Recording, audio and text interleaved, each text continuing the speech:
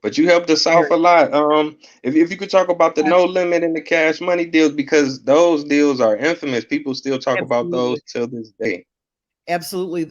No Limit was my first deal. I was part of a conglomerate of people that were helping Master P get that deal.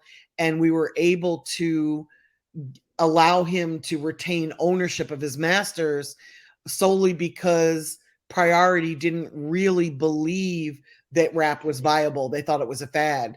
So they had no problem letting him retain his masters. And the great thing about that is it set precedent. So when I was able to go do other deals, I was able to help some of the artists that had leverage, like Cash Money, get ownership of their own masters. And that was really important to me because I understand the value of an artist having complete control and ownership. And with the Cash Money deal, when I came to them, they had already put out 31 CDs over a 6-year period. They weren't new to putting out music. Wow. And Baby and Slim are geniuses. Like they really understood what fans wanted. They really got they really had or have an understanding of what the streets are hungry for and what the streets will support. So when they started putting out music, they were able to reach, just from their own natural understanding of how music spreads, their music was spreading all through Louisiana and Houston, like all along that I-10 corridor. And then what I did was when I came in, because I had relationships from working with Do or Die and Twista and Eminem, I just brought them into the Midwest. I brought them into, just north of I-10 into Tennessee and up into Kentucky and Chicago and Detroit and Ohio, and then down into the Southeast, like Atlanta and Jacksonville. So when I started working with them, they would put out an album, they'd sell anywhere from 5,000 to 25,000 copies.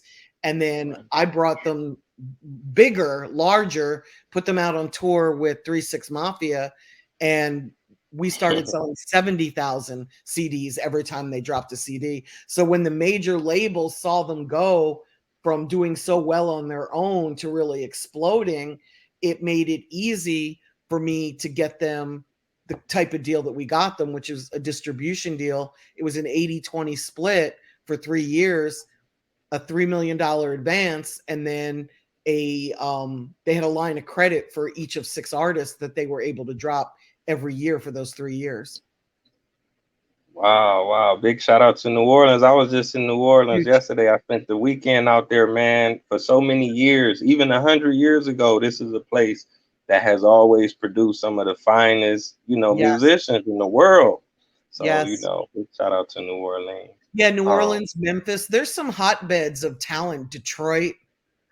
There's just mhm, some areas in the country, Miami, that are just known for different types of music.